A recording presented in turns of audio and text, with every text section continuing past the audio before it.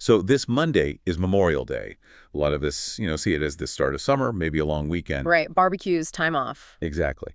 But there's obviously a much deeper story there, a really profound meaning behind it. Absolutely. And that's what we want to get into today. Really understand the history, the significance, why this day matters so much. Yeah, and we're using an article, Memorial Day, History, Meaning, and Honoring Fallen Heroes, as our sort of guidepost here. Good. So the goal is to go beyond the surface, really grasp the weight of it. Let's do it. Okay, so the origins. It starts in a really tough place, doesn't it? Yeah. After the Civil War. It does. You have to think about the scale of loss. The article mentions over 620,000 lives. That's almost unimaginable. Just staggering numbers. How does a nation even begin to process that kind of collective grief? Well, what's interesting is how it started organically. Before any official decree, communities, families, they were already doing things. Like what?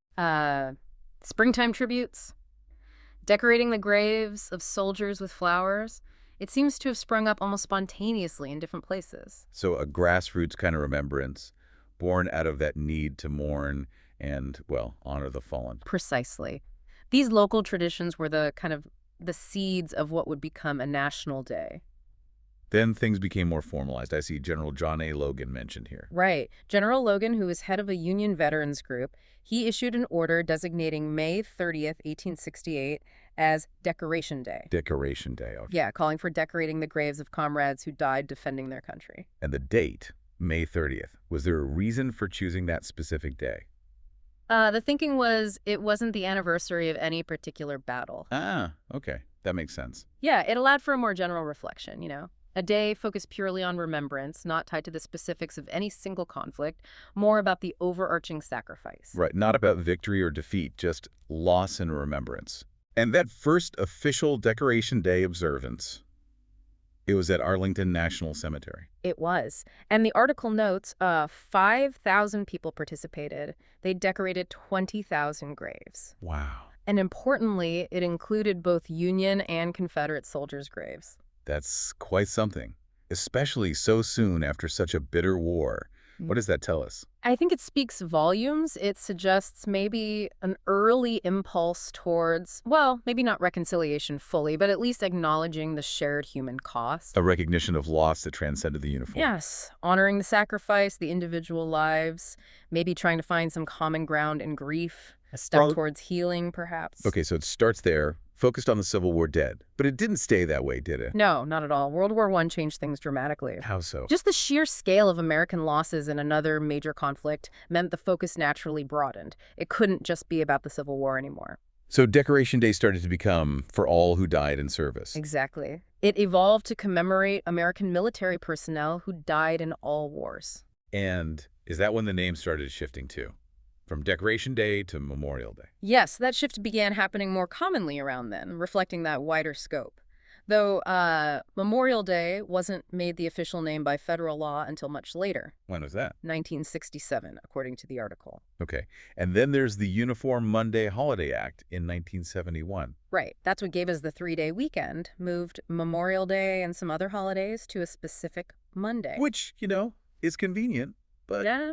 does it? Does it maybe dilute the meaning sometimes? That focus shifts towards the holiday weekend itself. That's a really important point, and something people often debate. Does the convenience of the long weekend overshadow the solemnity? It's a fair question. It makes it easier for people to travel, to gather, maybe attend ceremonies, but there's always that risk, isn't there?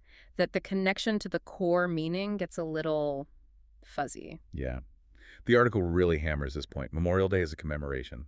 Yeah. It's not a celebration. Fundamentally, it's rooted in that stark understanding that freedom isn't free. There's a profound cost. So how do the traditions fit in? The cookouts, the parades. Mm-hmm. Can they still be part of remembrance? The article suggests they absolutely can.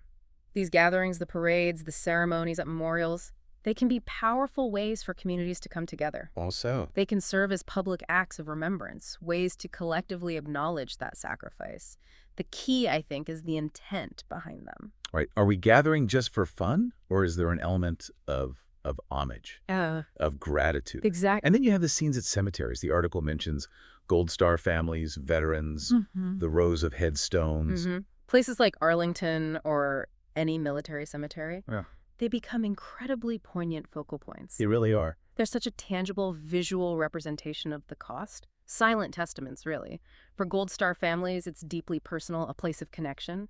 For everyone else, a powerful reminder. A reminder of the debt owed. Absolutely. These spaces embody the meaning of the day. So, thinking about today, our fast-paced world, why is this still so relevant?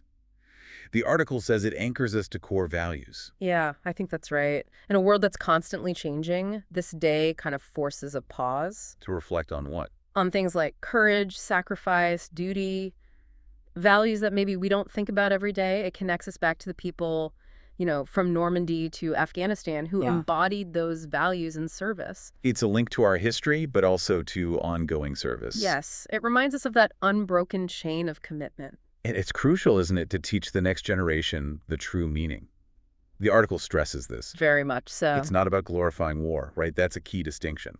Absolutely not. It's about honoring the profound sacrifice made for liberty, for peace. Understanding that distinction is vital. So future generations appreciate the peace and freedom they inherit.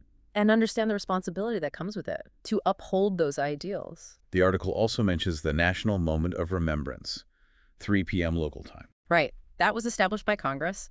It asks all Americans, wherever they are, at 3:00 p.m. on Memorial Day, To do what? to just pause for 1 minute in silence. A minute of quiet reflection. Yeah, to reflect on the sacrifices made by the fallen. It's meant to be a unifying moment, a collective act of national gratitude. Simple, but potentially very powerful. It can be, yeah. A shared moment across the country. So as we wrap this up, the big takeaway from the article, the central theme, Yeah.